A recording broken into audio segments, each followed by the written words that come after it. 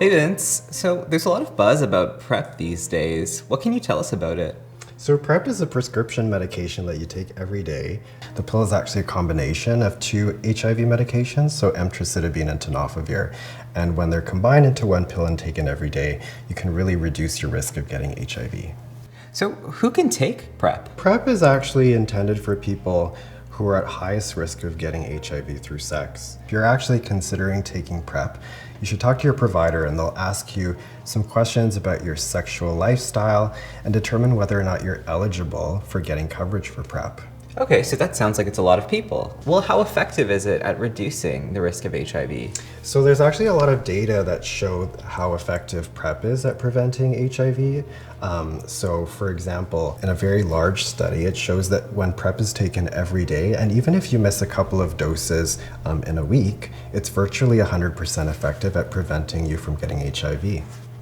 And can you tell me if there's any side effects? So most people don't get side effects actually, but if you do experience side effects, they're usually mild and they usually go away within the first 4 weeks of starting treatment.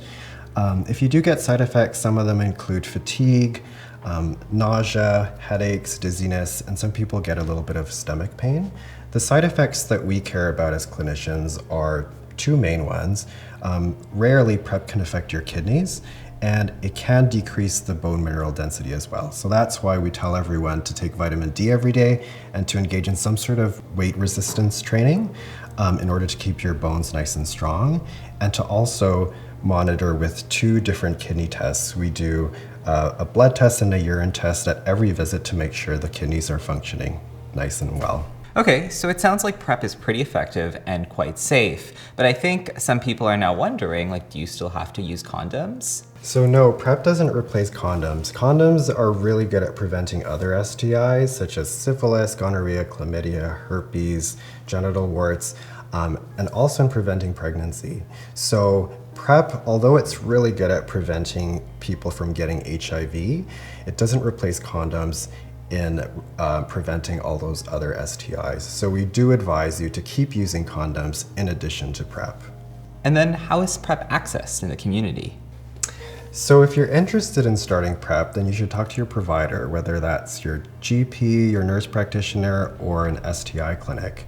And with your first assessment, they're going to ask you questions about your sexual lifestyle, your medical history, and do some tests, including blood tests and urine tests, to determine whether you're eligible, your sexual risk, and also if you have any sort of medical conditions that put you at risk of adverse outcomes while you're actually on the medication.